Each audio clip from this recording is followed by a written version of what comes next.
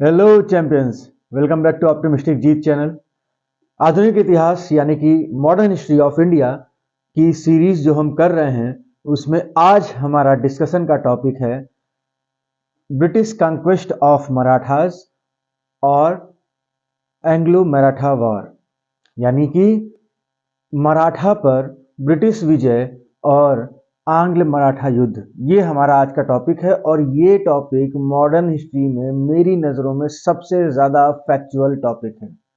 इसमें इतने फैक्ट्स हैं कि अगर आपने नोट नहीं किया और उनको समराइज नहीं किया, उनको रिवाइज नहीं किया, तो ये चैप्टर आप पढ़ के भी इसके बारे में कुछ भी एग्जाम में लिख नहीं सकते। तो बहुत फोकस होकर ये चैप्टर आपको पढ़ना है।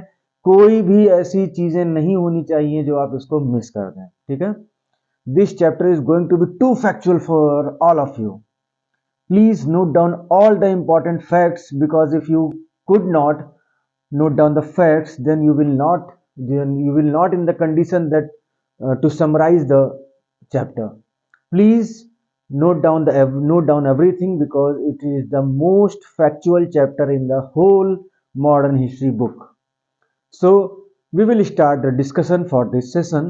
So first of all we will discuss the first Anglo Maratha war. सबसे पहले हम देखेंगे, सबसे पहले आपकी बात आती है फर्स्ट एंग्लो मराठा वॉर, यानी कि प्रथम आंग्ल मराठा युद्ध।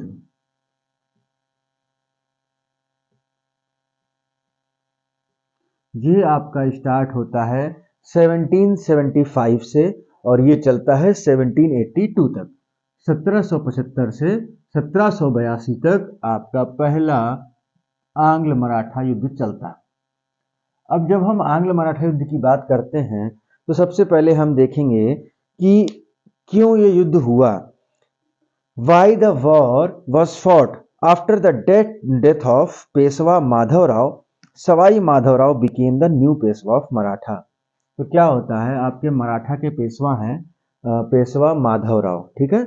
आपके पेशवा हैं माधवराव, उनकी डेथ होती है और उनके बाद अगले पेशवा बनते हैं सवाई माधवराव। तो आपके अब पेशवा बने सवाई माधव राव।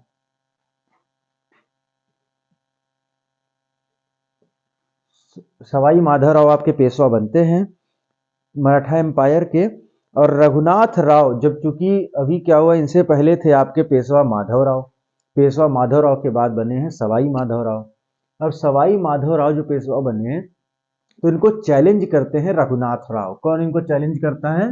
इनको चैलेंज करेंगे रघुनाथ राव।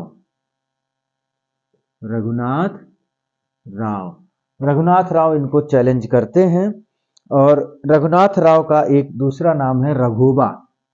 क्या नाम है? रघोबा। रघुनाथ राव का दूसरा नाम है रघोबा। तो Raghoba challenge the Peshwaship of Sawai Madhavrao and he went to the British for help. तो ये भाग जाते हैं अंग्रेजों के पास मदद के लिए कि भैया ऐसा पेशवा तो हमको बनना चाहिए था, ये पता नहीं कहां से बन गया, तो हमारी मदद करिए। तो यही जो है इमीडिएट कॉज बनता है जब ये चले जाएंगे किसके पास? ब्रिटिश के पास। तो तात्कालिक कारण यही बन जाएगा आपका फर्स्ट एंग्लो मराठा वॉर का, ठीक है।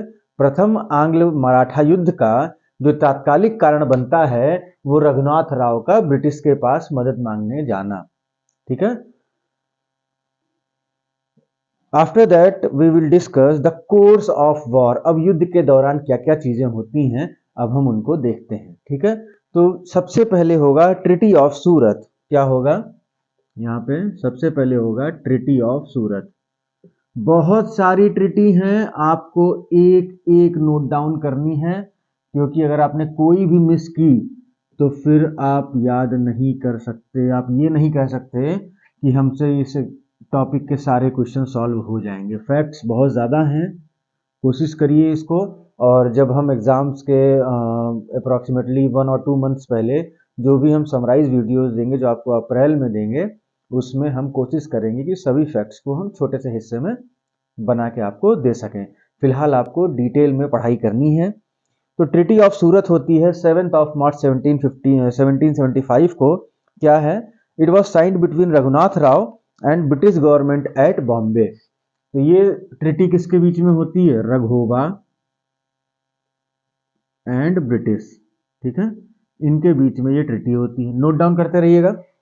What for Raghunath Rao, the company would help Raghunath Rao to become Peshwa. तो ये ट्रीटी हुई सूरत की, और इसमें ब्रिटिश ने कहा कि वो रघोबा यानी कि रघुनाथ राव की हेल्प करेंगे पेशवा बनने में। और कंपनी को क्या फायदा हुआ? In return Raghoba would cede the territories of Salsette and Bassein. Raghoba जो हैं वो ब्रिटिश को क्या देंगे? ये क्या देंगे? Will give. तो सालसेट और बसीन, सालसेट और बसीन जो है वो रघोबा देंगे ब्रिटिश को। And revenues from Surat and Bharuch, and revenues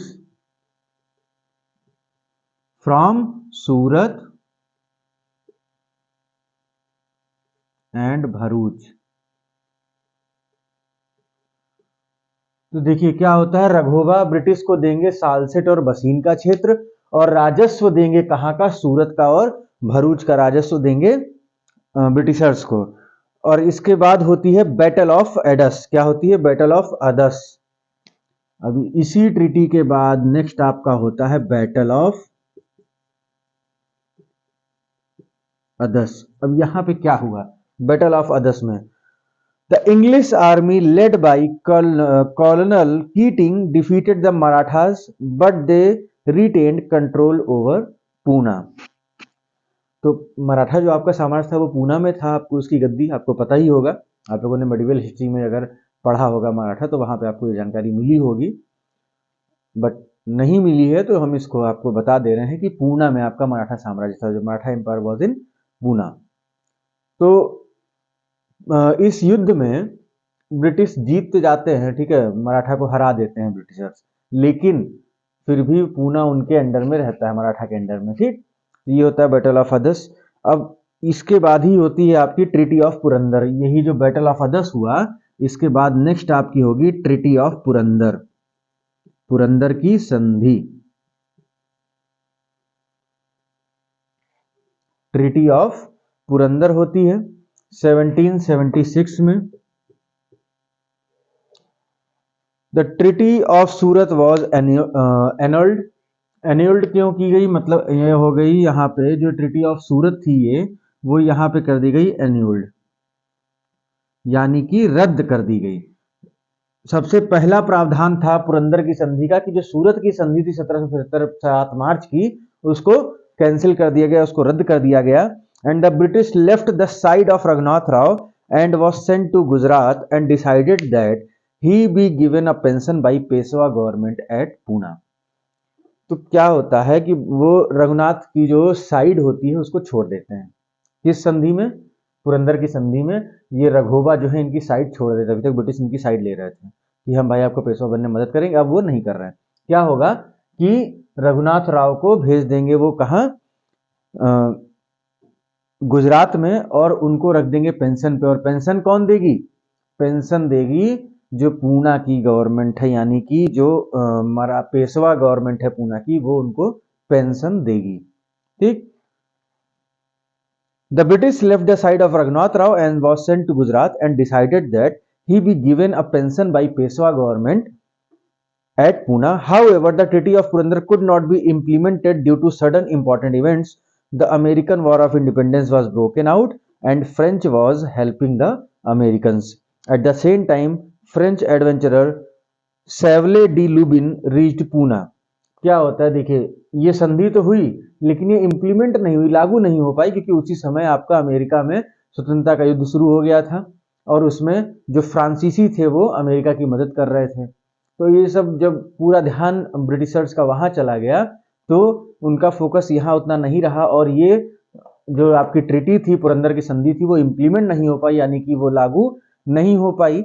और इसके बाद क्या होता है, उसी समय आपके फ्रेंच एडवेंचरर हैं, यानी एक फ्रांसीसी हैं जो है सैवले डी लुबिन, ठीक है, ये इंप्लीमेंट नहीं हुई, नॉट इंप्लीमेंटेड,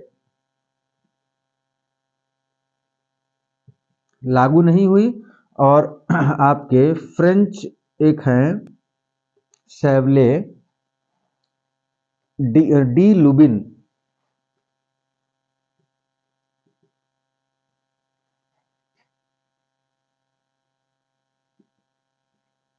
सैवले द लुबिन ये एक फ्रेंच हैं, ये आते हैं पूना।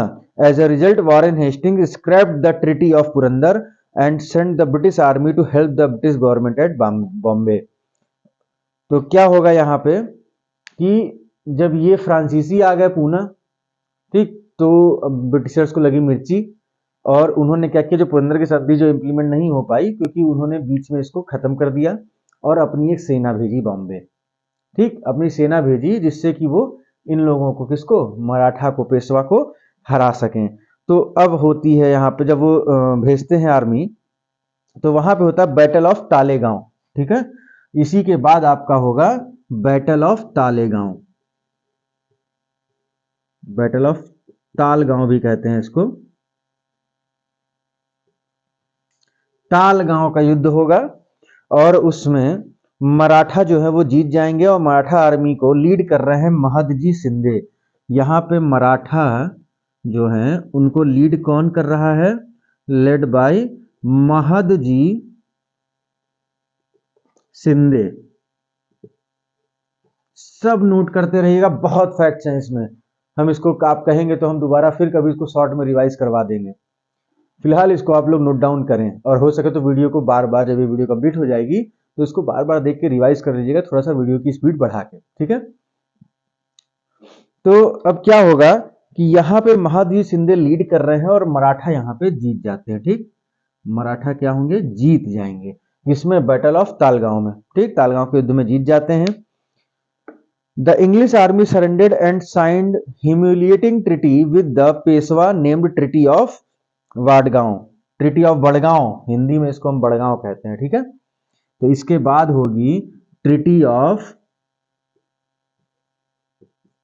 बड़गांव। ये ह्यूमिलिएटिंग ट्रीटी थी अंग्रेजों के लिए जो उनको साइन करनी पड़ी, और ये कब होती है, ये होती है 1779, 1779 में ये ट्रीटी होती है, ट्रीटी ऑफ बड़गांव। इसको नोट डाउन करिए जिससे कि हम आपको आगे की चीजें बता सकें। जो पहली बात तो मेरे बोलने में ही नोट डाउन कर लिया करिए, स्पीड बहुत ज्यादा नहीं है, और अगर नहीं भी नोट किया तो वीडियो को पॉज करिए और नोट डाउन करिए। तो हम देख रहे थे ट्रीटी ऑफ बड़गांव। तो ट्रीटी ऑफ बड़गांव जो है वो होती है 1779 में, और ये इसमें क्या होता है, चूंकि बैटल ऑफ तालगांव में, यानी जो तालगांव का युद्ध था उसमें मराठा जीत गए थे, तो ये बड़ी शर्मिंदगी वाली एक संधि थी जो अंग्रेजों को करनी पड़ी मराठा के साथ में। ये बहुत शर्मिंदगी वाली एक संधि थी। ठीक है, तो हम बात कर रहे हैं ट्रीटी ऑफ बड़गांव।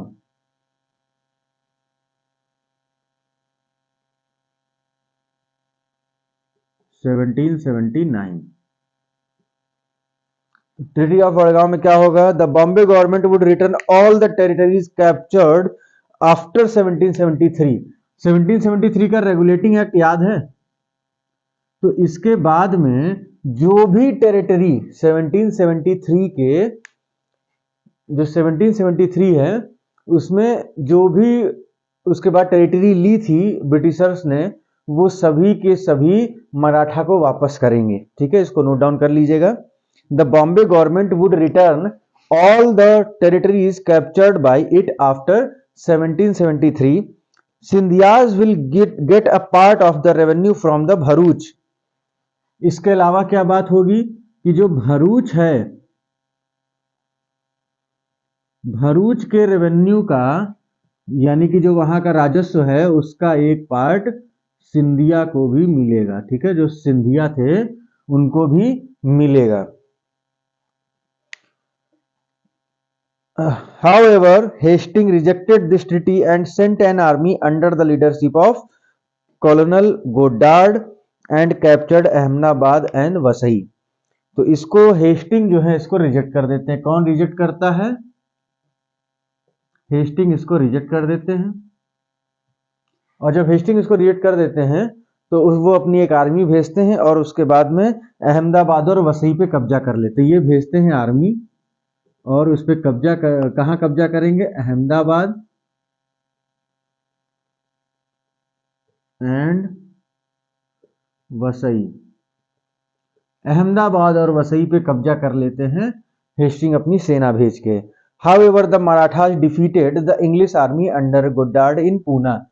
और पूना में जब ये यहां से जीते फिर ये आर्मी आती है पूना, लेकिन यहां मराठा जीत जाते हैं, मराठा वोन। तो यहां तो जीत गए लेकिन पूना में आके वो हार जाते हैं। And then the battle of Sipri, modern day Shivpur. तो इस यहां पे होती है फिर battle of Sipri, battle of Sipri. और सिपरी को हम आज के समय में शिवपुर नाम से जानते हैं। किस नाम से जानते हैं? शिवपुर। तो बैटल ऑफ सिपरी होती है। The British army led by colonel Popham captured the Gwalior fort on 3 August 1781 and general Camac defeated the Scindias in the battle of Sipri. Finally conflict was solved through the treaty of Salbai. तो क्या हो रहा है, अभी तक हम पढ़ते आइए, अभी आपका पहला आंग्ल मराठा युद्ध चल रहा है, फर्स्ट एंग्लो मराठा वॉर चल रही है। अब उसमें हम अभी पहुंचे हैं बैटल ऑफ सिपरी पे। बैटल ऑफ सिपरी में क्या होगा कि सिंधिया को हरा देंगे जो अंग्रेज हैं। बहुत ज्यादा जो फैक्ट इंपॉर्टेंट नहीं है हम उनको छोड़ दे रहे हैं, क्योंकि आपको पीएचडी नहीं करनी है हिस्ट्री में, आपको हिस्ट्री इतनी पढ़नी है कि एग्जाम में आपको क्वेश्चन ना गलत होने पाए, वो जिम्मेदारी मेरी है। ठीक है, तो कौन कहाँ पे लीड कर रहा है, ऐसे कुछ बैटल है जहाँ इंपॉर्टेंट है, जहाँ इंपॉर्टेंट नहीं है वहां हम कौन लीड कर रहा है ये हम ब्रिटिशर्स की तरफ से नहीं बताएंगे, क्योंकि ब्रिटिशर्स ने तो सबसे ज्यादा वॉर लड़ी, छोटी बड़ी, और सबके अगर आप रिप्रेजेंटेटिव याद करते रह जाएंगे तो हो गया काम, फिर आप हिस्ट्री नहीं याद कर पाएंगे। हिस्ट्री पढ़ने का अपना एक तरीका है। तो हिस्ट्री में आप कोशिश करिए कि जितना फैक्ट इंपॉर्टेंट है उसको जरूर रट लें, और जो चीजें यूजलेस हैं उनको ड्रॉप करने की भी आदत डालें। हर एक चीज को आपको बटोरते हुए नहीं चलना, इस चीज को अच्छे से याद रखिएगा। जितनी डिटेल जरूरी है, सबसे ज्यादा डिटेल आपको अगर किस इन टॉपिक्स में मिलेगी तो आपको मेरे लेक्चर्स में मिलेगी। आप चाहें तो और भी जगह ट्राई कर सकते हैं। Anyways, come back to the topic. तो बैटल ऑफ सिपरी में क्या होगा कि जो आपके सिंधियाज हैं उनको हरा दिया जाएगा। ठीक है, ग्वालियर में सिंधिया थे तो उनको हरा दिया जाएगा 3 अगस्त 1781। और यहां पे ग्वालियर के जो सिंधिया हैं ये हार जाएंगे। ठीक है, Scindia lost on 3 August 1781। British army captured the Gwalior fort on 3 August 1781 and defeated the Sindhiyas in the Battle of Sipri. Finally, conflict was solved through the Treaty of Salbai.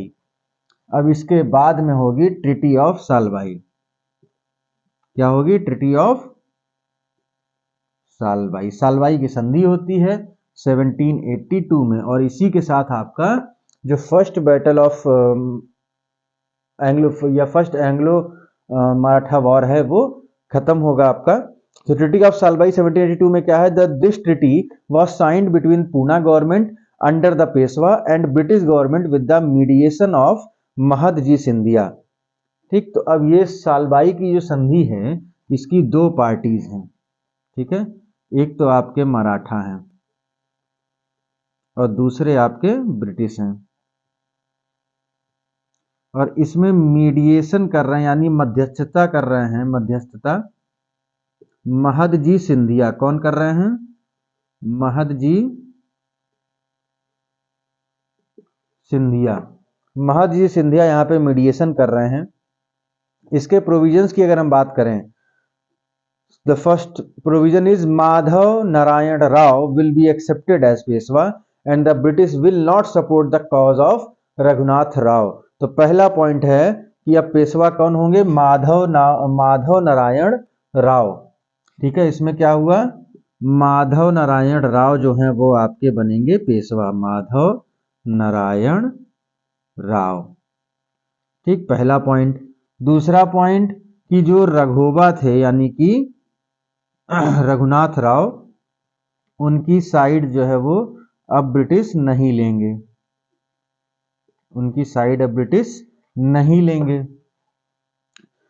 Third point is Raghunath Rao would be given a yearly pension of rupees 3.5 lakhs, इनको मिलेगी pension 3.5 lakhs per year, 3.5 lakh रुपए सालाना उनको pension मिलेगी। The company gave up Bassein and other territories conquered since the treaty of Purandar, जो पुरंदर की संधि हुई थी 1776 की, वहां से जो भी चीजें इन्होंने ली थी वो वापस कर देंगे और उसके साथ साथ बसीन भी वापस कर देंगे ब्रिटिशर्स, ठीक है, बसीन वापस कर देंगे और जो भी आपके पुरंदर वाली जो ट्रीटी थी, पुरंदर ट्रीटी से जो कुछ भी लिया था या उसके बाद जो कुछ भी लिया वो सभी जो है वो मराठा को वापस कर देंगे। In return the English retain the Salsette and Elephanta island, Britishers के पास क्या रह जाएगा, सालसेट रहेगा और Elephanta island. Salsette Elephanta island will retained by English in return, and Sindhia got back all the areas on the west of Yamuna। Scindia के साथ में क्या हुआ कि जो वेस्ट ऑफ यमुना है,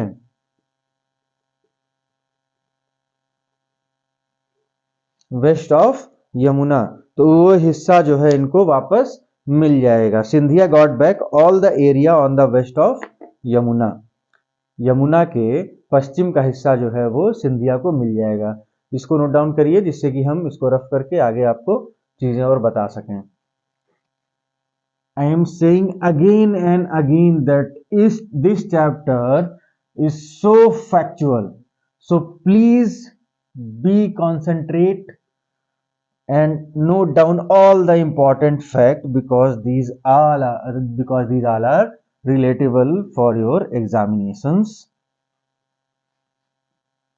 So after this Treaty of Salbai of 1782, the first Anglo-Maratha War was finished, and then we will come to the second Anglo-Maratha War. Second Anglo-Maratha War. It was fought between 1803 to 1805. 1803 to 1805 क्या होता है यहाँ पे, तो इसमें सबसे पहले हम बात करेंगे ट्रीटी ऑफ बसीन। क्या हम बात करेंगे, ट्रीटी ऑफ बसीन।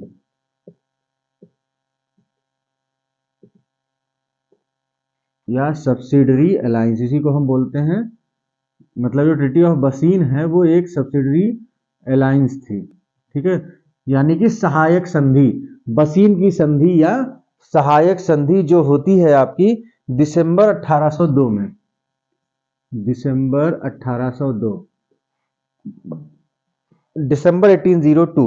It was a treaty of subsidiary alliance introduced by governor general Lord Wellesley. इसको किसने इंट्रोड्यूस किया है, तो गवर्नर जनरल हैं आपके लॉर्ड वेलेजली।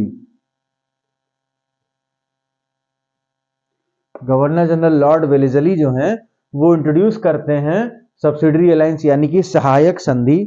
इसके प्रोविजन की बात करें तो Peshwa accepted the company's protection and ready to pay large annual subsidy. The English army would be stationed at Poona and no European enemy of the British will be kept in the Maratha army. The Maratha will surrender their foreign relations with the other state of the company. Surat was given to the company to give up all claims of Chauth on Nizam's domination. तो ये सारे provisions हैं। क्या है इसके provisions, हम इसको समझते हैं। पहली जो सब्सिडरी अलायंस यानी कि सहायक संधि, आप अगर पहले समझ चुके हैं तो अच्छी बात है, मैं फिर से बताता हूं। और इसके बाद जब हम ब्रिटिश पॉलिसीज की बात करेंगे कि उन्होंने कौन कौन सी नीतियां अपनाई थी तो उसमें हम इसको एक बहुत अच्छे इलेबोरेशन के साथ में, बहुत अच्छे वर्णन के साथ में यहाँ पे एक हम इसका जो वर्णन करेंगे बहुत स्पष्ट करेंगे आने वाले चैप्टर में। फिलहाल हम यहाँ पे समझते सहायक संधि का मतलब क्या होता है। सहायक संधि का मतलब ये होता है कि जैसे ब्रिटिशर्स ने हमारे साथ सहायक संधि की, तो हमको क्या करना होगा कि हमको बाकी अपने फॉरेन अफेयर्स जो हमारे विदेशी मामले हैं उनको छोड़ देना होगा। वो सभी डिपेंड करेगा अंग्रेजों पे, ठीक। और हमें अंग्रेजों की दी हुई एक सेना रखनी होगी अपने यहाँ, जिसका वेतन भी हम देंगे। उसका वेतन भी कौन देगा? हम उसका वेतन देंगे। और उसके बाद में जब भी कोई बाहरी आक्रमण हमारे ऊपर होता है तो ब्रिटिश सेना जो है वो हमारी मदद करेगी, जो वो सेना हमने रखी है, ठीक है। यही थी आपकी सब्सिडरी अलायंस यानी कि सहायक संधि। तो पूना में हमको रखनी होती है, यानी कि जो मराठा हैं उनको रखनी है क्या? ब्रिटिशर्स की सेना, ठीक। और सूरत जो है वो मिल जाएगा कंपनी को। इसमें क्या कहा गया? Surat would given to company,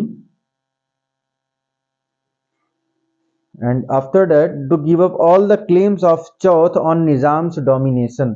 यानी कि यहाँ पे जो चौथ वसूलते थे ना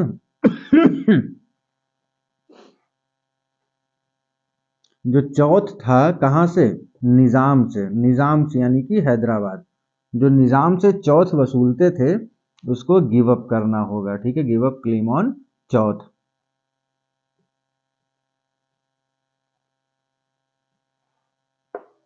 चौथ का जो क्लेम था उनका निजाम के डोमिनेशन में, निजाम के क्षेत्र में, यानी कि हैदराबाद वाले क्षेत्र में, उसको इन्हें छोड़ना होगा। अब होता क्या है? Through this treaty Maratha lost their independence and hence it hurt the patriotic feelings of the Maratha chiefs. अब यहाँ पे सबसे पहली बात हम बात कर रहे हैं मराठा चीफ की, ठीक। तो क्या हुआ? देखो भाई, यहाँ पे उनकी स्वतंत्रता चली गई, तो इसकी वजह से जो मराठा चीफ हैं वो हो जाते हैं दुखी, ठीक। और उसके बाद होता है रिवोल्ट। अब अगर हम यहाँ मराठा चीफ की बात कर रहे हैं तो अगर आप लोग नहीं जानते हैं तो एक मराठा संघ था, मराठा कॉन्फेडरेसी थी। उसमें कुछ आपके प्रमुख जगहें आती थी, जैसे उनमें अगर हम बात करें तो आपका इंदौर है, ठीक है, आपका बड़ौदा है। इस टाइप से आप देखेंगे तो कई सारी चीजें आपकी आती थी उस संघ में। जब हम मराठा पढ़ते हैं, जब हम स्पेशली मराठा चैप्टर पढ़ेंगे, यहाँ तो हम कॉन्क्वेस्ट की बात कर रहे हैं, विजय की बात कर रहे हैं, तो जब हम स्पेशली वो मराठा चैप्टर पढ़ते हैं तो हम उसमें समझते हैं कि मराठा संघ क्या है। तो जब मराठा संघ को हमको समझना होता है तो उसमें हम उसके प्रमुख 5 जो क्षेत्र हैं उनके बारे में हम देखते हैं। सबसे हम यहाँ पे आपको एक बार बता दे रहे हैं शॉर्ट में। मराठा कॉन्फेडरेसी जो थी तो वो मराठा कॉन्फेडरेसी यानी कि मराठा संघ की अगर हम बात करें तो ये 5 क्षेत्र थे। इसमें एक आपका था पूना, ठीक है, एक आपका था ग्वालियर, एक आपका हो गया पूना, दूसरा ग्वालियर, फिर नागपुर, बड़ौदा, नागपुर, बड़ौदा, पूना, ग्वालियर, नागपुर, बड़ौदा और इंदौर। तो ये मराठा संघ हुआ करता था, ये मराठा चीफ थे, अपने अपने क्षेत्र के मराठा प्रमुख हुआ करते थे। तो इसको हम बोलते थे मराठा संघ। इन सभी को मिला के आपका एक मराठा साम्राज्य बनता था, ठीक है। ये आप ये समझिए मराठा साम्राज्य की शाखाएं थी। हम इसको डीप में पढ़ेंगे जब मराठा चैप्टर हम मेडिवल हिस्ट्री में हम पढ़ेंगे, आप लोगों ने पहले पढ़ रखा होगा। तो ये आपका मराठा संघ है, इसको नोट डाउन कर लीजिएगा। मराठा संघ में कौन कौन से क्षेत्र आते थे। तो जो हम ये चीफ की बात कर रहे थे तो इसमें आपके उस समय बड़ौदा के चीफ और इंदौर के चीफ करते हैं रिवोल्ट। अब यहां पे क्या होगा? रिवोल्ट कौन करेगा? बड़ौदा, ठीक है।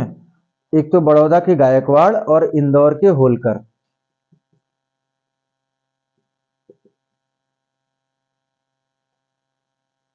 बड़ौदा के गायकवाड़ और इंदौर के थे यशवंत राव होलकर।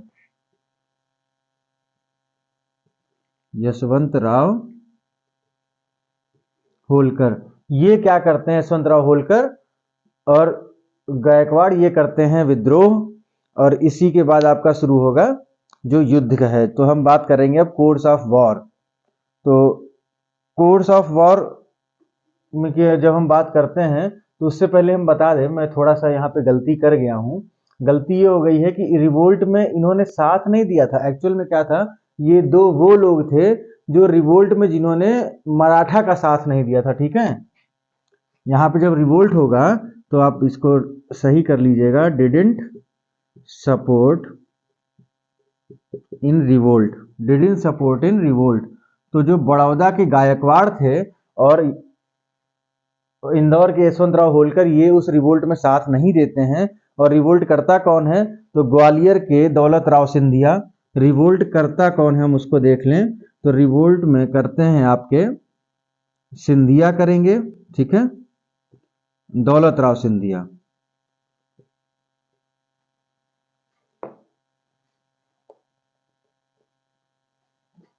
देखिए फैक्ट बहुत ज़्यादा है, थोड़ा सा कंफ्यूजन हो जाता है, इसलिए प्लीज़ जो भी गलती हुई है उसके लिए सॉरी, और उसको सही जरूर कर लिएगा जहां भी आपने उसको नोट किया है।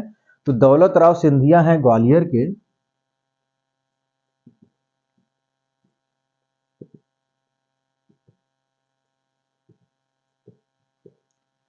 और नागपुर से हैं रघुजी भोसले।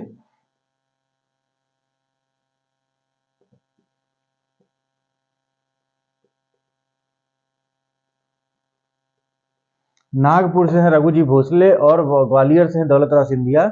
ये दोनों मिलके क्या करते हैं, रिवोल्ट करते हैं।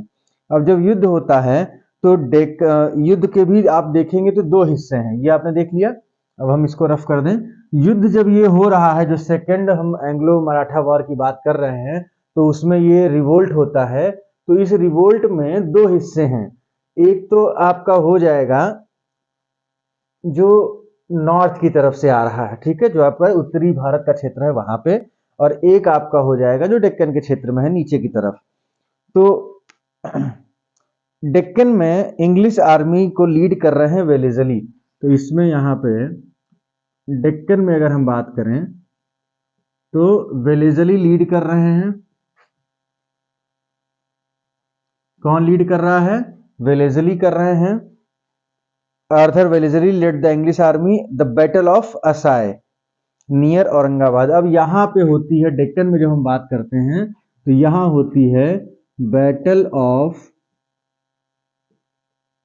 असाय। बैटल ऑफ असाय होती है, कहाँ पे है ये, औरंगाबाद के पास में है, 1803 में ये होता है। ठीक है, नियर औरंगाबाद ये होता है 1803 में, 1803 में होता है आपका असाय का युद्ध।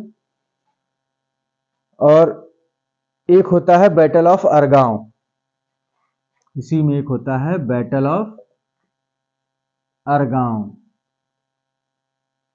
बैटल ऑफ अरगांव ये होता है बुरहानपुर के पास में, कहाँ है, ये भी आपका 1803 है, और ये आपका है बुरहानपुर के पास, नियर बुरहानपुर के पास आपका है, जहां पे आपका होता है battle of Argaon. The company defeated the combined forces of Scindia and Bhonsle. तो जो सिंधिया और भोसले थे उनकी कंबाइंड फोर्सेस को ये कहाँ हराते हैं, असाय और अरगांव में। ठीक, ये आपको याद रखना, बैटल ऑफ असाय और बैटल ऑफ अरगांव। बहुत कम जगह आपको ये पॉइंट मिलेगा, बैटल ऑफ असाय एंड अरगांव। ठीक है, दोनों 1803 में होते हैं। हो सकता है एग्जाम में आपसे सेकंड एंग्लो मराठा वॉर ना पूछ के, द्वितीय आंग्ल मराठा युद्ध ना पूछ के, पूछ ले भैया असाय का युद्ध या अरगांव का युद्ध। आप कहेंगे भैया हम नाम ही पहली बार सुन रहे हैं, लेकिन अगर आपने हमसे पढ़ा है तो आप किसी भी चीज को ऐसा नहीं कहेंगे कि आपने नाम पहली बार सुना है। तो बैटल ऑफ अरगांव और बैटल ऑफ असाय यहाँ पे होता है, और असाय आपका है औरंगाबाद के पास में, अरगांव है आपका बुरहानपुर के पास में, दोनों 1803 में होता है। और यहाँ पे ब्रिटिशर्स जो है वो इन दोनों की कंबाइंड आर्मी को, जो संयुक्त सेना थी भोसले की और सिंधिया की, उनको हरा देते हैं। और नॉर्थ की तरफ से लीड कर रहे हैं लॉर्ड लेक।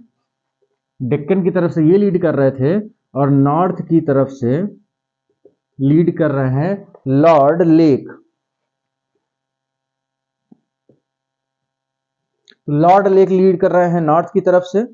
और यहां पे होती है बैटल ऑफ दिल्ली और बैटल ऑफ लसवारी। यहां पे दो बैटल होंगी, बैटल ऑफ दिल्ली और एक होगी बैटल ऑफ लसवारी। मतलब आप समझ रहे, दो तरफ से सेना आ रही है अंग्रेजों की, एक तो ऊपर से आ रही, ठीक, ये दिल्ली और ये सब होते हुए, एक इधर दक्कन में भी चल रही है, तो मतलब दोनों तरफ से प्रेशर वो डाल रहे थे। तो बैटल ऑफ दिल्ली होती सितंबर 1803 में। द कंपनी डिफीटेड दौलत राव सिंधिया, तो यहाँ पे सिंधिया हार जाते हैं, ठीक, ये आपकी होती है 1803 में, ये भी होती है सितंबर 1803। सितंबर 1803 में होती है बैटल ऑफ दिल्ली, जहां सिंधिया हारते हैं, नोट डाउन करिएगा, Delhi of battle of Delhi में सिंधिया हारेंगे। और बैटल ऑफ लसवारी जो अलवार के पास में है, यहाँ पे होता है नवंबर 1803 में, और ये है अलवर के पास में, ठीक है, किसके पास में, अलवर के पास में है, ठीक, नवंबर 1803 में होता है बैटल ऑफ लसवारी। और यहाँ पे in the battle of Laswari, the British forces defeated the combined army of Scindia and Bhosle, and General Lake captured the Delhi, Agra, and Aligarh from the Marathas, and Mughal Emperor Shah Alam II again became the pensioner of the East India Company। तो अब क्या होगा, यहाँ पे दिल्ली, आगरा और अलीगढ़ पे ये कब्जा कर लेंगे, ठीक। इसमें क्या होगा, लॉर्ड लेक क्या करेंगे, दिल्ली, आगरा और अलीगढ़, दिल्ली, आगरा और अलीगढ़ पे कब्जा कर लेंगे, कैप्चर, सॉरी, जनरल लेक, और जो शाह आलम सेकंड है उनको दोबारा से पेंशन पे भेज देंगे, ठीक है। अब इसके बाद होगी ट्रीटी ऑफ देवगांव। अब कौन सी ट्रीटी होगी इसी के बाद में, जब ये आपके सारे बैटल हो गए तो आपकी होती है treaty of Devgaon. Treaty of Devgaon है 17 दिसंबर 1803।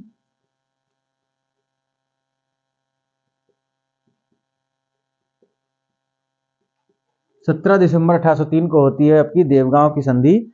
और इसमें क्या होगा, Raghuji Bhonsle accepted the subsidiary alliance of the company.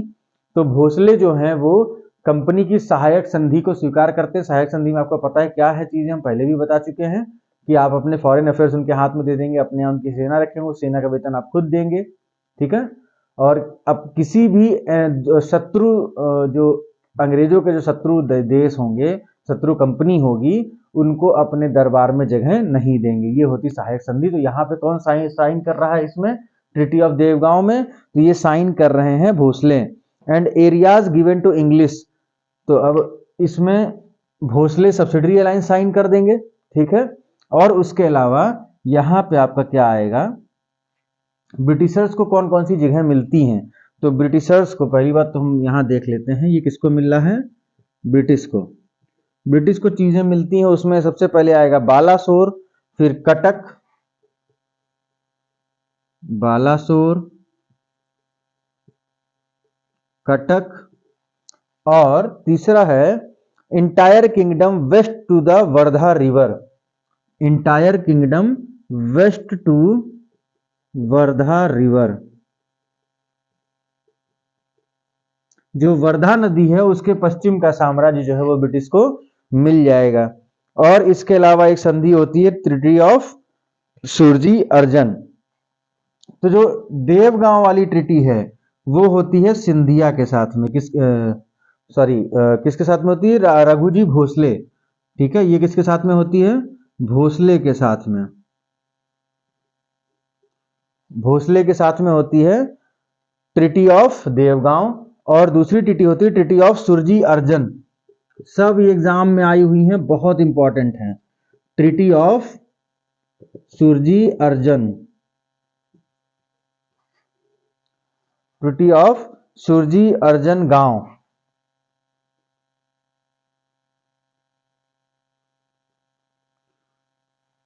ये आपकी होती है 30 दिसंबर 1803। 30 दिसंबर 1803 को आपको होती है सुरजी अर्जन की संधि। और ये होती है सिंधिया के साथ में, किसके साथ में होती है, ये होती है सिंधिया के साथ में। तो सिंधिया के साथ में होती है आपकी treaty of Surji Arjangaon की संधि। Area given to the company, Scindia was compelled to give a large part of his kingdom including the territory between the Ganga and the Yamuna. Daulat Rao agreed to keep a British resident John Malcolm in his court. तो जो दौलत राव सिंधिया थे, अब ये क्या करेंगे, ये अपने कोर्ट में यानी कि दरबार में जॉन मेलकम को रखेंगे, ठीक है। ये रखेंगे कोर्ट में किसको? जॉन मेलकम को। जॉन मेलकम, जॉन मेलकम को रखेंगे अपने कोर्ट में। एंड उसके बाद होगी treaty of Burhanpur, Scindia accepted the subsidiary alliance of the company. तो और इसी के बाद इसके ही हम देखते हैं नीचे कि आपकी होती है ट्रीटी ऑफ, अगली आपकी है ट्रीटी ऑफ बुरहानपुर 1804। तो बुरहानपुर की संधि होती है 1804 में, जहां पे सिंधिया जो है वो सब्सिडरी अलायंस एक्सेप्ट कर लेंगे।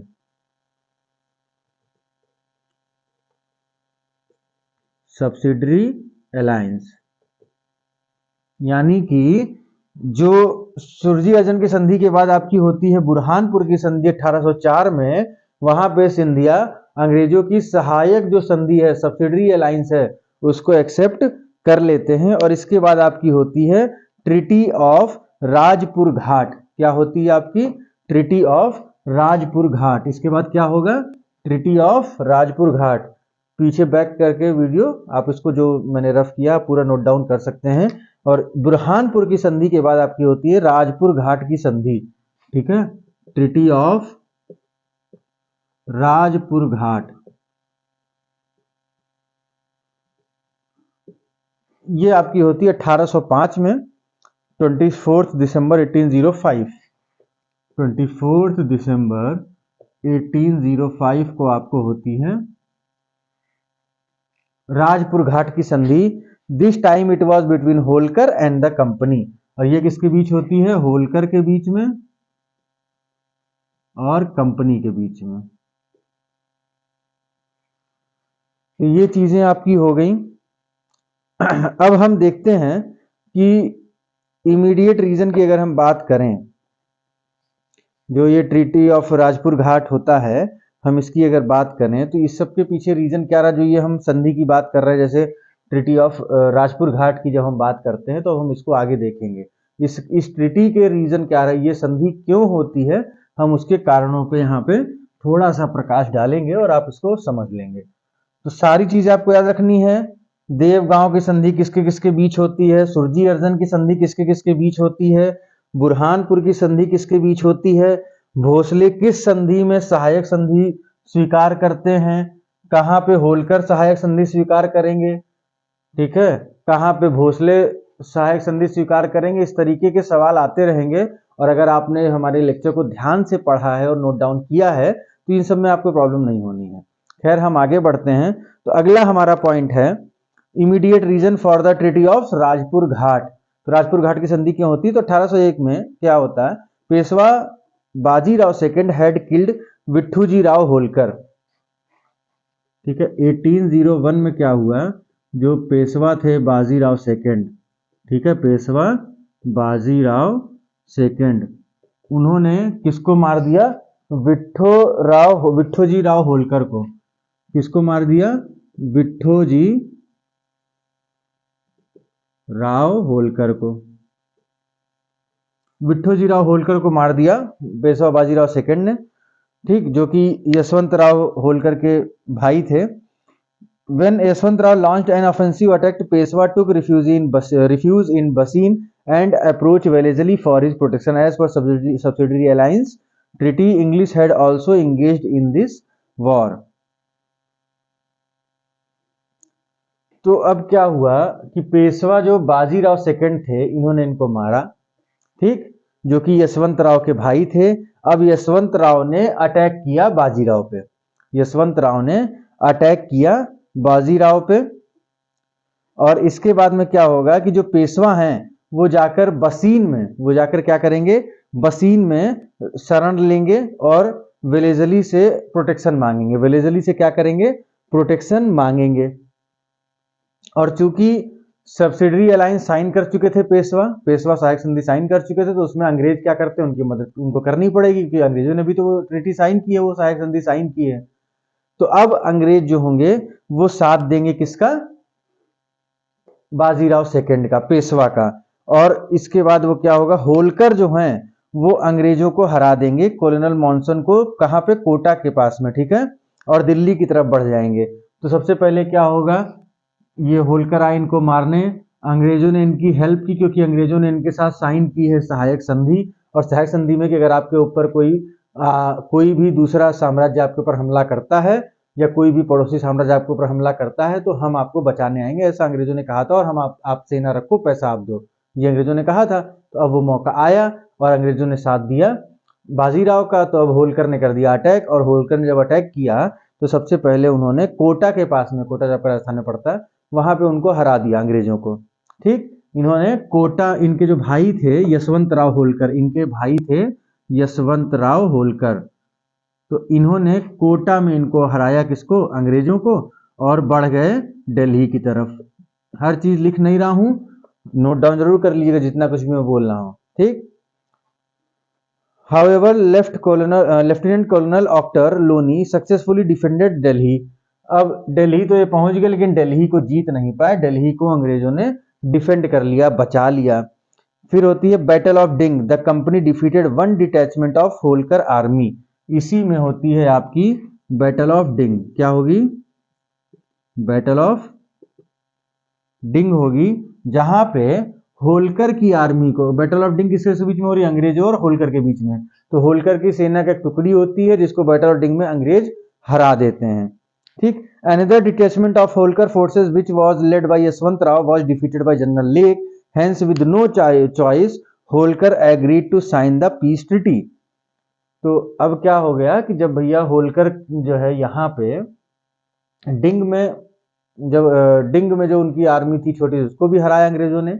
फिर उसके बाद आगे जहां जहां वो गए उनको वहां हराते, किसने हराया उनकी मेन आर्मी को, जिसको यशवंत राव लीड कर रहे थे, तो लॉर्ड लेक ने हराया। किसने हराया, लॉर्ड लेक ने इनकी सेना को हराया फाइनली, और उसके बाद इनको शांति समझौता करना पड़ा, पीस ट्रीटी करनी पड़ी। जितनी चीजें बोल रहा हूँ सब नोट करते रहिएगा, बार बार बोल रहा हूँ, सब इंपॉर्टेंट है, कुछ भी छोड़ा तो आपको एग्जाम में सब नुकसान हो जाना है।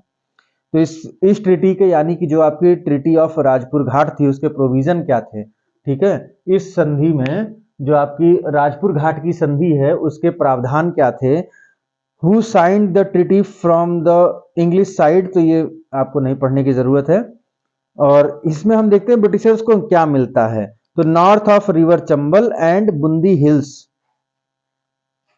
इसमें इंग्लिश को क्या मिला, north of Chambal river and Bundi hills, Bundi hill है बुंदेलखंड, बूंदी हिल्स,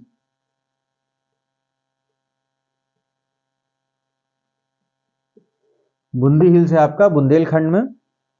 और क्या होता है, व्हाट डिड होलकर गेन, तो got back major part of his lost kingdom and possessions over Malwa and Mewar. तो मालवा और मेवाड़ में जो उसके पुराने पोजेशंस थे, पुराने उसका जो क्षेत्र था, वो मिल जाएगा होलकर को, ठीक है। होलकर को जो मेवाड़ और मालवा वाले क्षेत्र हैं वो उसको वापस मिल जाते हैं, ठीक। Hence this treaty marked N end of second Anglo Maratha war, और इसी के साथ में आपका सेकंड एंग्लो मराठा वॉर जो है वो खत्म हो जाता है, ठीक। अब हम आते हैं थर्ड एंग्लो मराठा वॉर पे। क्या है थर्ड एंग्लो मराठा वॉर, तो इसको हम देखते हैं आगे, इसको आप लोग रफ कर लीजिए जिससे कि हम आगे आपको चीजें और बता सकें। चीजें थोड़ी सी हो सकता है बोरिंग हो जाए, लेकिन मैं कोशिश कर रहा हूं कि फैक्ट आपको सभी पढ़ा दूं। सारे फैक्ट को नोट करते रहिए, मैं लगातार आपको हर 5 मिनट पे याद दिला रहा हूं, क्योंकि अगर आपने नोट नहीं किया तो आप फिर ये चैप्टर मिस कर देंगे, क्योंकि यही चैप्टर सबको अच्छा भी लगता है और इसी में सबको याद भी सबसे कम होता है। हिस्ट्री में सबसे कम याद होने वाला चैप्टर यही है, ठीक है। तो आगे बढ़ते हैं, आगे हम देखेंगे थर्ड एंग्लो मराठा वॉर। क्या हम देखेंगे, हमारा अगला टॉपिक है थर्ड एंग्लो मराठा वॉर। तो भैया तीसरा आंग्ल मराठा युद्ध कब होगा, तो तीसरा आपका आंग्ल मराठा युद्ध होता है 1817 1818, 17 to 1818, ये आपका तीसरा आंग्ल मराठा युद्ध है। इसके बैकग्राउंड की अगर हम बात करें तो the third Anglo Maratha war was started with the arrival of Lord Hastings. तो लॉर्ड हेस्टिंग्स जब आते हैं तो उनके अराइवल के साथ में ही शुरू होता है आपका थर्ड एंग्लो मराठा वॉर। ठीक, तो सबसे पहले तो आप याद रखिए कि इससे किसका रिलेशन है, लॉर्ड हेस्टिंग्स का, लॉर्ड हेस्टिंग्स का। The objective of Lord Hasting was to resume the imperialistic policy of company in India and his prime target was the Marathas. मतलब अपनी विस्तारवादी नीति जो थी कंपनी की उसको आगे लेके चलना चाहते थे और उनका पहला जो लक्ष्य था वो थे आपके मराठा। ठीक, अब अगर हम इसके रीजन की बात करें तो इसका रीजन क्या है, सबसे प्रमुख बात कि कारण क्या था भैया, तो इसका कारण था चार्टर एक्ट ऑफ 1813 का चार्टर एक्ट जो था वो इसका कारण था। The monopoly of East India Company was abolished in India and therefore it was required for the British to annex Indian states in order to get access to raw materials and market without any trade barriers.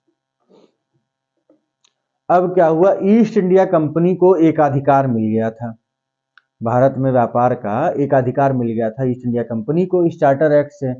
और अब उनको जब एकाधिकार मिला तो उनको अब क्या करना होगा, जितने भी इंडियन स्टेट्स हैं ज़्यादा से ज़्यादा उनको अनेक्स करना होगा, उन पर कब्जा करना होगा, उनको अपने अधीन लेना होगा, जिससे उनको रॉ मटेरियल मिल सके, जो आपका बेसिक चीज़ें होती हैं, ठीक है, वो उनको मिल सके, जो अयस्क होता है वो मिल सके, एंड मार्क, और जो इनकी बाजार है वो बिना किसी बैरियर के, बिना किसी व्यापार में बाधा आए चल सके। ठीक, अब इसके इमीडिएट कॉज की बात करें तो यहाँ पे हम बात करते हैं पिंडारी की। अगर हम इमीडिएट कॉज की बात करें तो हम बात करते हैं पिंडारी की। ठीक है, हम क्या देखेंगे यहाँ पे, इमीडिएट कॉज,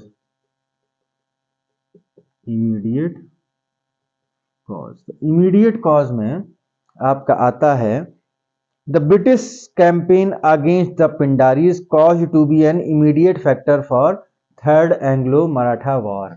तो यहाँ पे आपका कारण है पिंडारी। क्या कारण है तीसरे एंग्लो मराठा युद्ध का, Pindari. Who were Pindaris? So Pindaris were many caste and classes who worked like mercenaries under Maratha Empire। They consist of Hindus, Muslims, Afghans, Jats and Marathas, better called as debris of Mughal Empire। तो देखिए इसमें आपके हिंदू, पिंडारी में आपके होते थे हिंदू, मुस्लिम, पंजाबी, हिंदू मुस्लिम, पंजाबी नहीं, actually वो जाट होता है, जाट को मैंने पंजाबी बोल दिया एक जनरल वे में, एक्चुअल में वहां पे जाट हैं, अफगान है और मराठा हैं, जाट्स, अफगान्स और मराठा,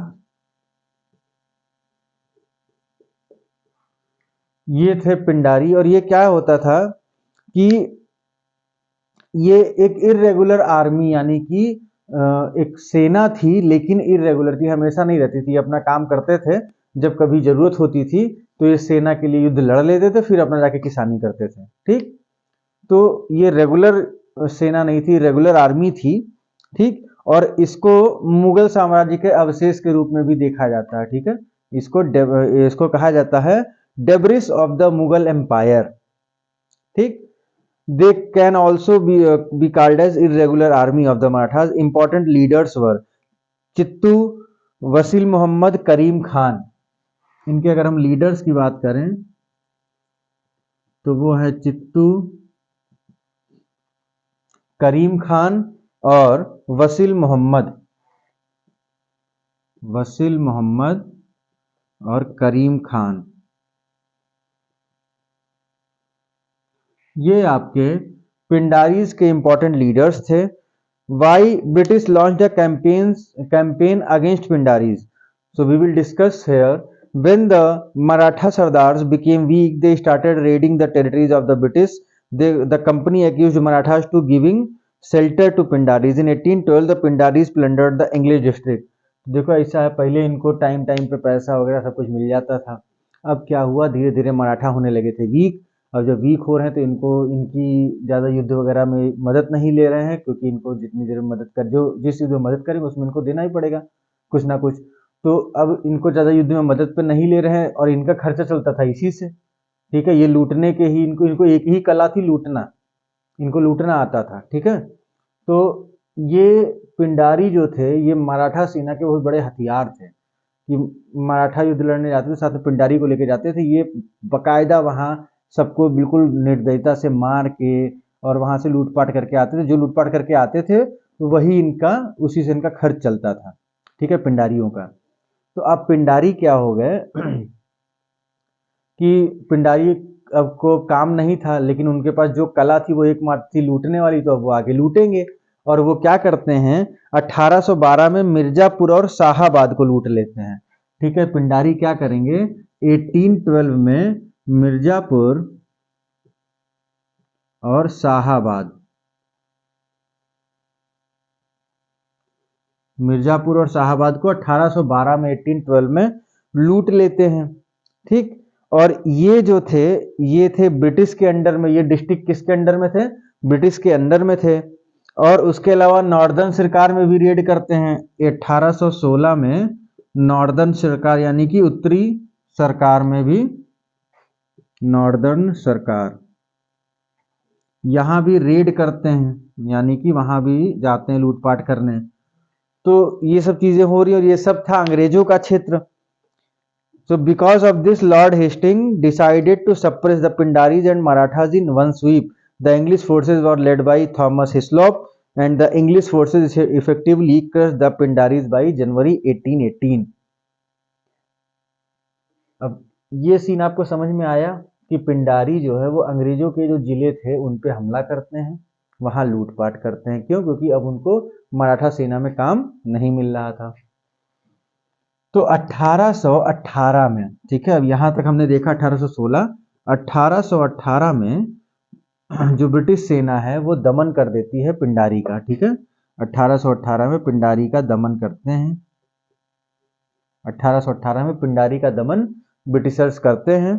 और क्या होगा इसके बाद में कि जो मराठा हैं वो सोचेंगे कि भाई हम इसी बहाने हम पिंडारियों का भी भला कर लेंगे कुछ, अगर हम अंग्रेजों से लड़ जाएं, और हो सकता है हम भी स्वतंत्र हो जाएं इस समय। तो ये सोचते हैं मराठा। और यहाँ पे चूंकि पिंडारी जो थे वो पूर्व आपके कहिए तो सैनिक थे किसमें, मराठा एम्पायर में। तो मराठा साम्राज्य में जब ये पिंडारी काम करते थे तो अब अंग्रेजों को ये लगता है कि कहीं ना कहीं पिंडारी को मराठा सपोर्ट कर रहे हैं। तो अंग्रेज प्लान किए थे कि यहाँ से पिंडारी का दमन करेंगे और हम इसी में आगे फिर मराठा को भी खत्म कर देंगे।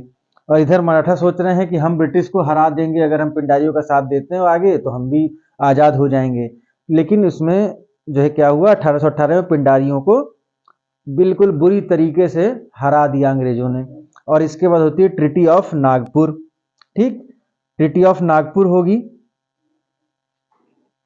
27 मई 1816 में।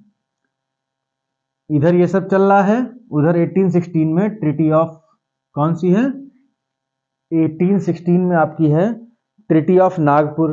तो अभी हम कॉज की ही बात कर रहे हैं, उसी में आपकी आती है ट्रीटी ऑफ नागपुर। ये आपकी होती है 27 में 1816, 27 में 1816, 1816 में होती है। और इसमें इस ट्रीटी के अगर हम बैकग्राउंड की बात करें तो उसमें है कि after the death of Raghuji Bhonsle his son Parsoji succession was challenged by Appa Saheb Madhoji second Bhonsle. तो हुआ क्या, उधर देखिए नागपुर में क्या सीन चल रहा था, रघुजी भोसले की डेथ हो गई।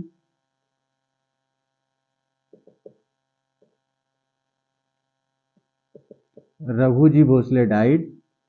और इसके बाद आपको अगले वहां के लीडर बने सक्सेशन, उनके बेटे थे परसोजी। ठीक है, क्या नाम था, परसोजी। परसो जी इनकी जगह गद्दी पे बैठते हैं और इनको चैलेंज करते हैं। कौन? इनको चैलेंज करते हैं आपके मधोजी सेकंड भोसले, मधोजी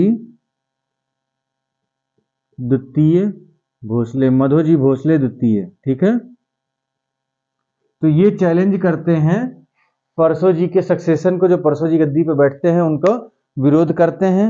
और ये इनको हम बोलते थे, मधोजी भोसले का नाम आपको बहुत फेमस मिलेगा, अप्पू साहेब। क्या नाम है? अप्पू साहिब। तो अप्पू साहिब जो है वो मधोजी सेकंड भोसले, मधोजी भोसले द्वितीय का नाम था। और ये ट्रीटी होती है अप्पा साहेब और ब्रिटिश के बीच में। इनका नाम था अप्पा साहेब और इनके और ब्रिटिश के बीच में ट्रीटी होती है। कौन सी? Treaty of Nagpur. किसके बीच में होती है? अप्पा साहेब और ब्रिटिश। अप्पा साहेब का नाम मधोजी भोसले द्वितीय। ठीक है, As per the treaty, Appa Sahib became the new ruler of Nagpur and British forces was stationed at Nagpur. तो नागपुर के अब नए आपके राजा हो गए अप्पा साहेब इस ट्रीटी में। ठीक है, और नागपुर में ब्रिटिशर्स ने अपनी आर्मी रख दी। ठीक, ये चीजें हो गई। इसके बाद आपका होता है ट्रीटी ऑफ पूना। इसके बाद आपकी है ट्रीटी ऑफ पूना। बहुत ट्रीटी है भैया, बहुत बैटल हैं। नोट डाउन नहीं कर रहे होंगे तो फिर आपको कुछ याद नहीं होने वाला, सिर्फ लेक्चर देके कुछ नहीं होता।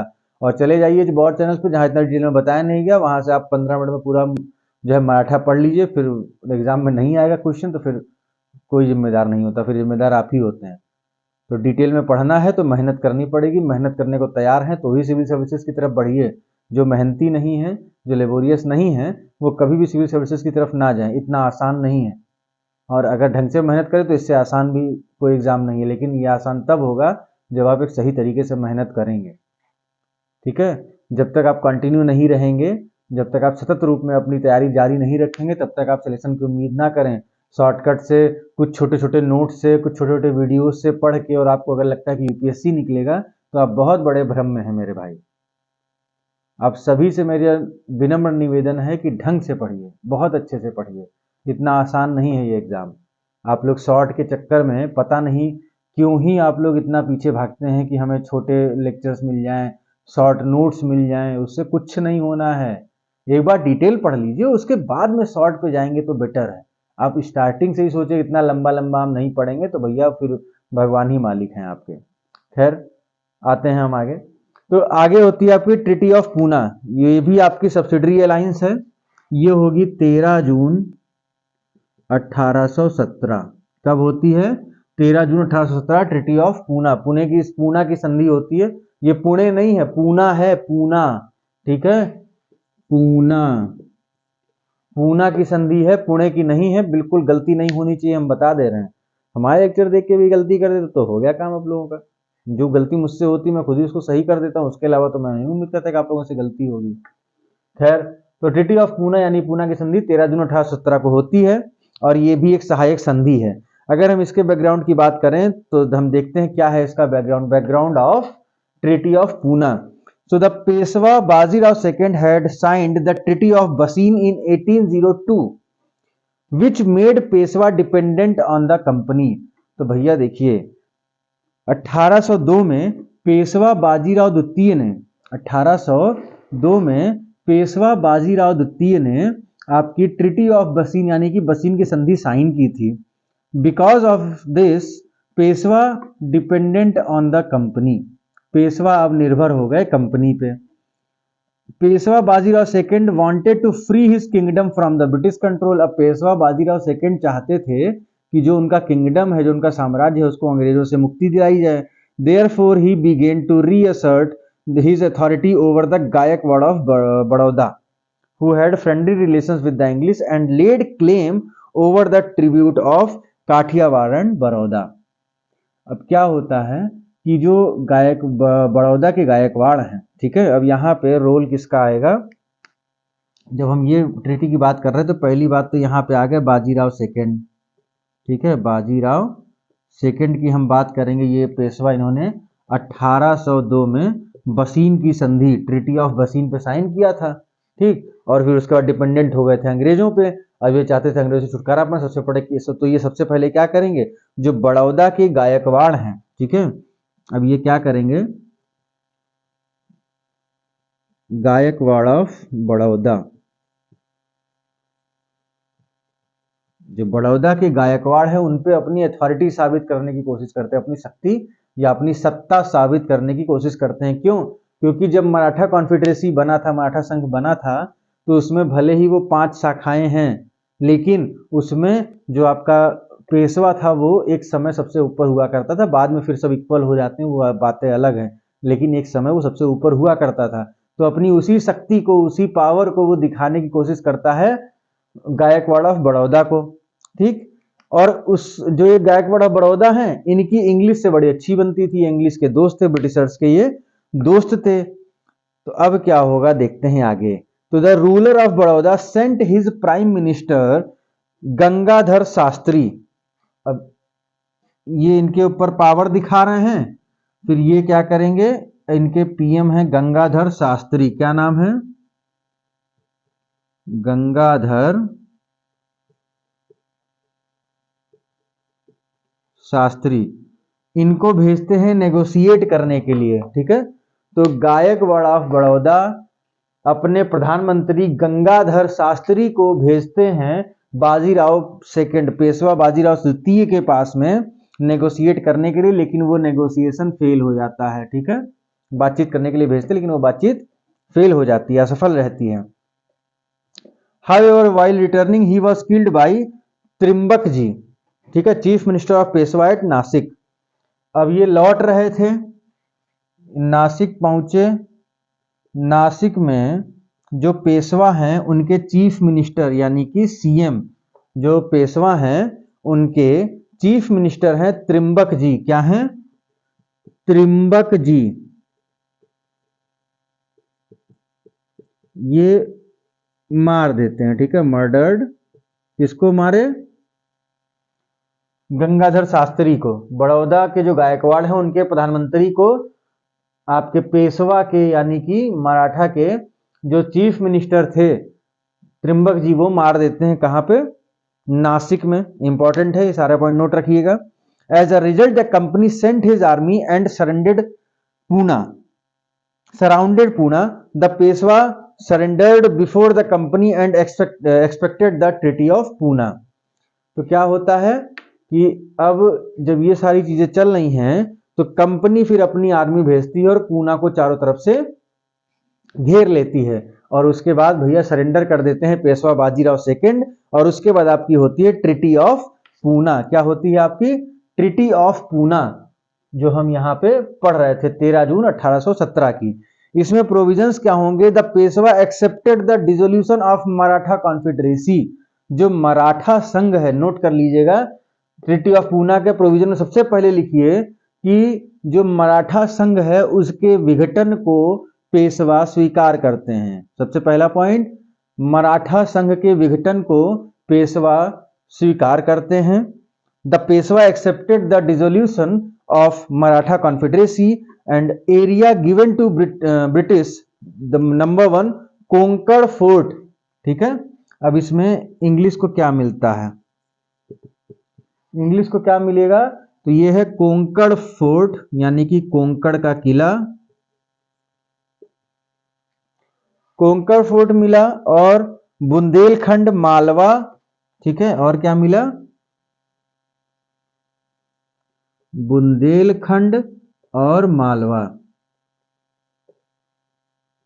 बुंदेलखंड मालवा, कोंकण का किला यानी कोंकण फोर्ट, ये मिलता है अंग्रेजों को। और इसके बाद होता है ट्रीटी ऑफ ग्वालियर। क्या होगा, ट्रीटी ऑफ ग्वालियर, इसको नोट डाउन कर लीजिए सारा। अगर आपने स्टेप बाय स्टेप पढ़ा है, मेरी बातें ध्यान से सुन के लिखा है या मेरी बातें सुनी है, तो आप इसको समझ पाएंगे कौन चीज कहां से रिलेटेड है, और अगर हवा में आप देख रहे थे तो आप नहीं समझ पाएंगे, ठीक है। चलिए हम इसको रफ करते हैं और आगे बढ़ते हैं। फैक्ट बहुत हैं, जिन लोगों को फैक्ट पसंद है उनको तो इस चैप्टर में बहुत मजा आने वाला है, और जिनको भैया फैक्ट नहीं पसंद है, याद करने में समस्या होती है, तो भैया याद करना तो पड़ेगा ही। इधर बाय हुक और बाय क्रुक आपको याद करना पड़ेगा। अब कैसे करते हैं वो आप देख लीजिए। बाकी कोई प्रॉब्लम होती है तो आप लोगों के पास मेरा पर्सनल नंबर है ही है, एक बार फिर से बोल दे रहा हूँ, नोट डाउन कर लीजिएगा। ठीक है, ये है 8368616092, 8368616092, 8368616092 नंबर नोट कर लीजिए। प्रॉब्लम हो रही है कुछ तो you can discuss with me, but only on WhatsApp और Telegram, don't try to call me. Okay, आप टेक्स्ट करिए। अगर मुझे लगेगा कि आपका प्रॉब्लम चैट में सॉल्व होता है तो ठीक है, अगर मुझे लगेगा कि नहीं आपको कॉल करना ज़रूरी है then I will try to contact you on call. Okay, anyways, तो हम देख रहे थे, अब इसके बाद ट्रीटी ऑफ पूना हो गई, अब है ट्रीटी ऑफ ग्वालियर। अब क्या है? Treaty of Gwalior. ये सब भैया आपको बहुत ध्यान से पढ़ना है क्योंकि बहुत ट्रीटी हैं, बहुत बैटल हैं, छोटे छोटे छोटे छोटे बहुत हो जाएंगे और उसको फिर नोट डाउन करना, याद करना थोड़ा सा आपको हेक्टिक है, लेकिन 2-3 बार करेंगे तो हो जाएगा, इतना बड़ा कोई इशू नहीं है। तो अब होती है ट्रीटी ऑफ ग्वालियर। ये भी सब्सिडरी अलायंस है, यानी कि सहायक संधि है। ये भी क्या है? सब्सिडरी अलायंस है, यानी कि सहायक संधि है। ठीक है, ग्वालियर की संधि भी सहायक संधि ये होती 5 नवंबर 1817 को, 5 नवंबर 1817, 5 नवंबर 1817 को आपकी होती है ट्रीटी ऑफ ग्वालियर। इसका बैकग्राउंड की अगर हम बात करें तो हम देखते हैं, Lord Hastings arrived with a big force and surrounded Gwalior and asked Daulat Rao Scindia to either surrender or face war. Accordingly, Scindia also surrendered and accepted the Treaty of Gwalior. तो भैया यहां पे क्या हुआ? Hasting आए और Hasting ने घेर लिया किसको? ग्वालियर को। और दौलत राव सिंधिया को ऑप्शन दिया, किसको? दौलत राव सिंधिया को ऑप्शन दिया कि या तो सरेंडर कर दो, ठीक है, और या फिर जो है वो युद्ध लड़ लो। दौलत राव सिंधिया को तो पता था कि जब हम चारों तरफ से घेर लिए गए हैं तो युद्ध करने का तो कोई फायदा है नहीं, हारना ही है हमको, तो उसने भी सरेंडर कर दिया और ट्रीटी ऑफ ग्वालियर यानी कि जो ये सहायक संधि थी, सब्सिडी अलायंस था, इस पे साइन कर दिया। अब अगर हम बात करें तो वो है प्रोविजंस। तो प्रोविजंस क्या है? ठीक है, प्रावधान क्या है? नोट कर लीजिए। सबसे पहला है, Scindia has ready to help the company against the Pindaris. Scindia मान जाते हैं ब्रिटिश की हेल्प करने के लिए, किसमें? पिंडारियों के विरोध में, पिंडारियों के अगेंस्ट में। और क्या है? Gwalior accepted the sovereignty of British. और जो ग्वालियर है वो ब्रिटिशर्स की संप्रभुता को स्वीकार कर लेते हैं।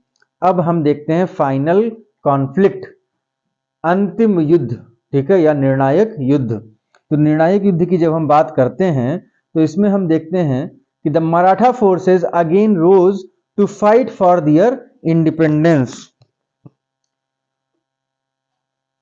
Who participated? तो मराठा जो फोर्सेस हैं वो एक बार फिर से, वो कहते हैं ना दिया बुझने से पहले एक बार थोड़ा तेज से फड़फड़ाता है, तो अब तो इन लोगों का सब लगभग खत्म ही था। तो एक फाइनल बैटल करने की कोशिश करते हैं, जीतने की कोशिश करते हैं, और उसमें आपका पार्टिसिपेट करता है पूना, नागपुर और इंदौर। अब हम बात करेंगे फाइनल कॉन्फ्लिक्ट की, अंतिम लड़ाई। इसमें आपका कौन कौन आ रहा है? पूना, नागपुर और इंदौर। पूना, नागपुर और इंदौर। तो यहां से कौन कौन है? तो पूना से भैया आपके हैं पेशवा बाजीराव सेकंड।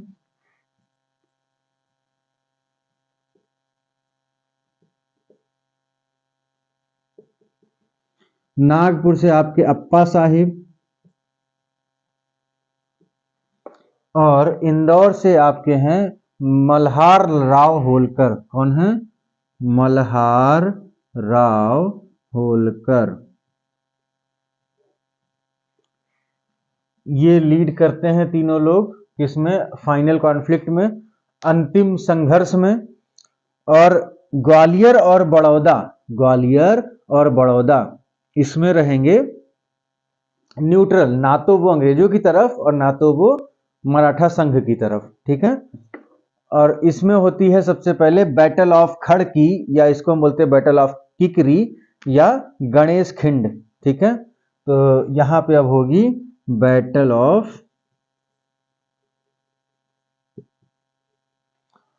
ऑफ खड़की, या इसी को हम बोलते हैं बैटल ऑफ किकरी, या इसी को हम बोलते हैं गणेश खिंड, बैटल ऑफ गणेश खिंड। ये कब हुई, ये हुई 5 नवंबर 1817 को, 5 नवंबर 1817, ठीक है। और इसमें क्या होगा, पेशवा हार जाएंगे। यहां पे क्या होगा, बैटल ऑफ खड़की, किरकी या गणेश खिंड में पेशवा हारेंगे। कौन हारेगा, पेशवा लॉस्ट, पेशवा हार जाते हैं। और इसके अलावा होती है treaty of Sita Baldi, battle of Sita Baldi. इसके बाद क्या होगा, बैटल ऑफ सीता बाल्दी। तो यहां पे आपके पेशवा गए, खड़की में पेशवा गए, सीता बाल्दी में battle of Sita Baldi hills. तो यहां पे कौन निपटेगा, यहां पे निपटेंगे आपके भोसले, यहां पे निपट गए आपके भोसले।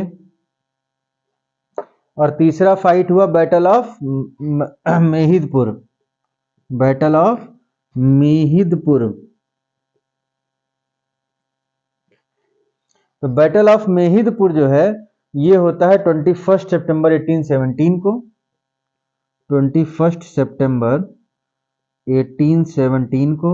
और ये आपका सीता बल्दी कब हुआ था, तो ये 26 नवंबर 1817 को हुआ था, 26 नवंबर 1817 को हुआ था। और ये 21 सितंबर 1817 को हुआ है, ये दिसंबर है, ठीक है। तो बैटल ऑफ मेहिदपुर ये हुआ, यहाँ पे आपके निपट गए होलकर, यहाँ पे कौन निपट गए, होलकर। तो इस तरीके से आपके पेशवा भी हार गए, भोसले भी हार गए और होलकर भी हार गए।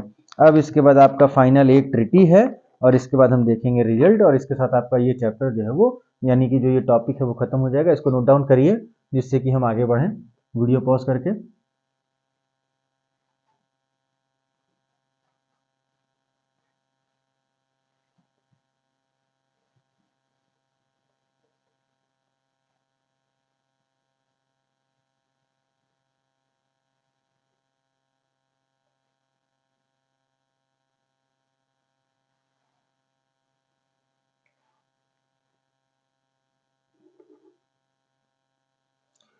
तो अब हम देखते हैं ट्रिटी ऑफ मंदसौर। अब इन सबके बाद में होता है ट्रिटी ऑफ मंदसौर।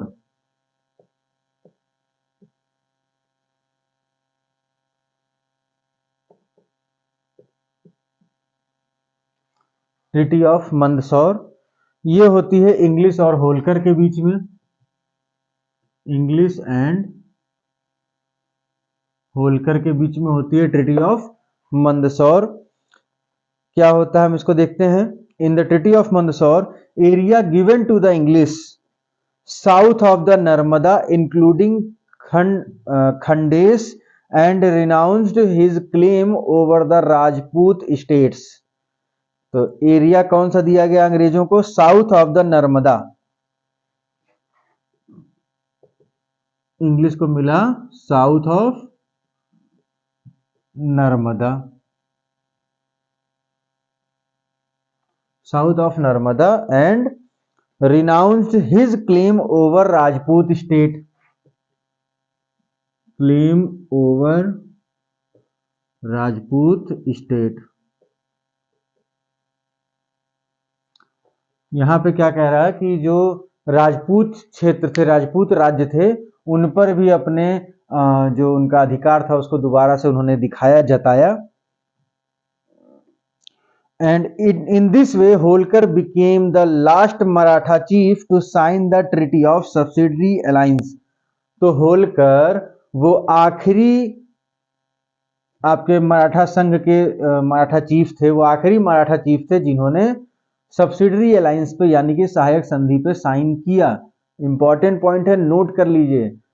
सबसे अंतिम मराठा संघ का अध्यक्ष जिसने सब्सिडरी अलायंस यानी कि सहायक संधि पे साइन किए थे, हस्ताक्षर किए थे, तो वो कौन है? वो हैं आपके होलकर। ठीक है। Bhosle also accepted the sovereignty of the British and agreed to the treaty of Nagpur. तो जो नागपुर की संधि है उसके लिए भी वो तैयार हो जाते हैं, मान जाते हैं। नागपुर की संधि हम आपको इसी लेक्चर में पहले बता चुके हैं। और इसके बाद एक बैटल होता है पेशवा का, बाजीराव पेशवा के दो बैटल होते हैं छोटे छोटे। ठीक है। अब इसके बाद आपका बाजीराव जो पेशवा हैं, ये बैटल्स करते हैं, छोटे छोटे युद्ध करते हैं, ये अपना प्रयास अभी जारी रखे हुए हैं। तो इनके कौन कौन से बैटल होते हैं? तो एक आपका है बैटल ऑफ कोरेगांव और एक आपका है बैटल ऑफ अस्ती। एक है बैटल ऑफ कोरेगांव और एक है आपका बैटल ऑफ अस्ती। बैटल ऑफ अस्ती। बैटल ऑफ कोरेगांव होता है 1 जनवरी 1818 और ये होता है 20 फरवरी 1818।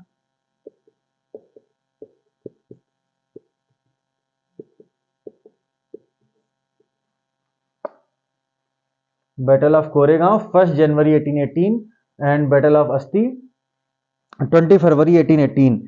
He was defeated in both the battles and surrendered in front of John Malcolm. तो अब ये हो गया फाइनल। यहाँ पे पेशवा दोनों जगह हारते हैं और अपने आपको सरेंडर कर देते हैं। अब इसके हम रिजल्ट की अगर हम बात करें, इसके अगर हम परिणामों की बात करें, तो the third Anglo Maratha war ended the rule of Maratha in India.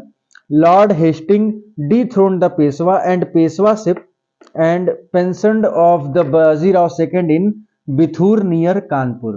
तो पेशवा जो थे आपके बाजीराव सेकेंड, उनको गद्दी से हटा दिया, पेशवा पद को खत्म कर दिया और उनको भेज दिया कानपुर के पास में बिथुर नामक जगह पे। कहां भेज दिया?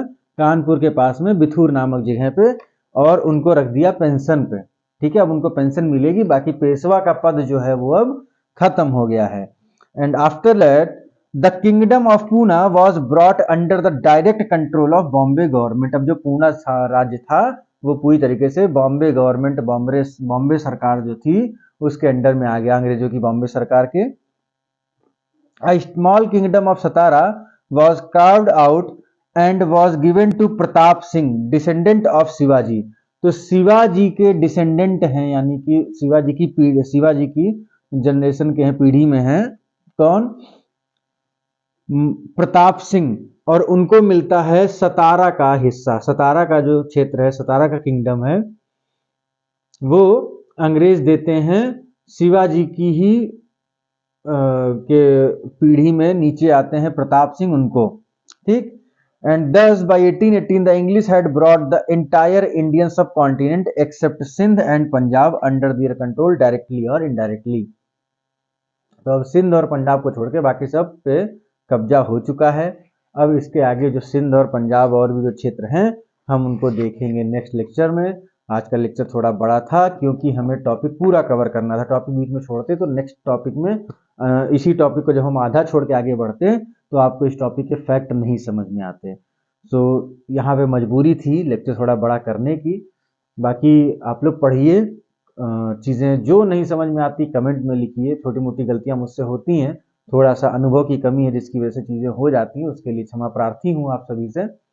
और बाकी अगर अच्छा लगा है कंटेंट, क्योंकि इतना डिटेल में तो आपको कहीं मिलने वाला नहीं है, फिर भी अगर आपको नहीं पसंद है तो कोई बात नहीं, बट अगर आपको पसंद आया है कंटेंट तो ज़रूर वीडियो को लाइक करिए और उन लोगों को शेयर करिए जो डिटेल में पढ़ना चाहते हैं। ठीक है, जो डिटेल में पढ़ाई करना चाहते हैं उनके लिए ये रामबाण हो सकता है अगर आप उनकी हेल्प कर दें तो एनीवेज मिलते हैं आप सभी से नेक्स्ट लेक्चर में। Thank you very much, have a nice day.